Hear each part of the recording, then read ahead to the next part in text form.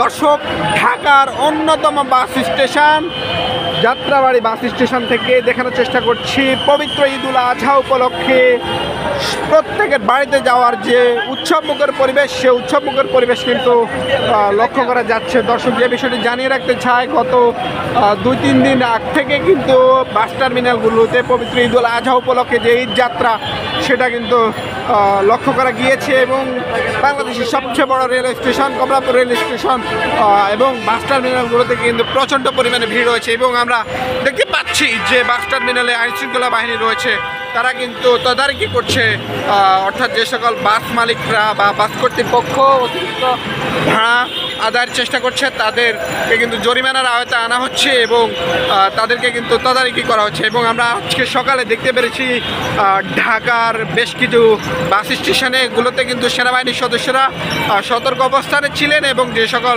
বাসের মালিক পক্ষ অতিরিক্ত ভাড়া আদায়ের চেষ্টা করেছে, অনেককেই কিন্তু জরিমানা করতে আমরা দেখতে পেরেছি এবং তাদেরকে কিন্তু হুঁশিয়ারি করে দিয়েছিল সেনাবাহিনীর সদস্যরা। এবং আমরা এখানে যাত্রাবাড়িতে দেখতে পাচ্ছি যে আইনশৃঙ্খলা বাহিনীর পুলিশ সদস্যরা রয়েছে, তারা কিন্তু এখানে তদারকি করছে এবং কোনো প্রকার যাতে নির্দিষ্ট ভাড়ার অতিরিক্ত ভাড়া কোনো বাস মালিকরা যাতে না নিতে পারে, সেই বিষয়ে কিন্তু পুলিশ সদস্যরা খুব শক্তভাবে দেখাশোনা করছেন।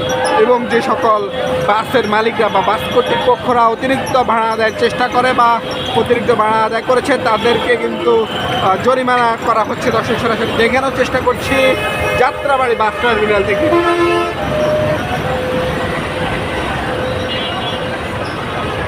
দর্শক, দেখতে পাচ্ছেন এই যাত্রাবাড়িতে কিন্তু প্রচণ্ড পরিমাণে ভিড় রয়েছে। দর্শক, এই যাত্রাবাড়িকে কিন্তু ঢাকার অন্যতম বাস স্টেশন বলা যায়, যেখান থেকে প্রায় প্রত্যেকটা জেলারই টিকিট পাওয়া যায়। দর্শক, তাই এই যাত্রাবাড়ি বাস স্টেশনে কিন্তু অনেক বেশি ভিড় রয়েছে এবং মানুষের যারা বাড়িমুখী, অর্থাৎ নারীর টানে বাড়ি যাওয়ার যে ব্যস্ততা, সেটা কিন্তু এখানে লক্ষ্য করা যাচ্ছে।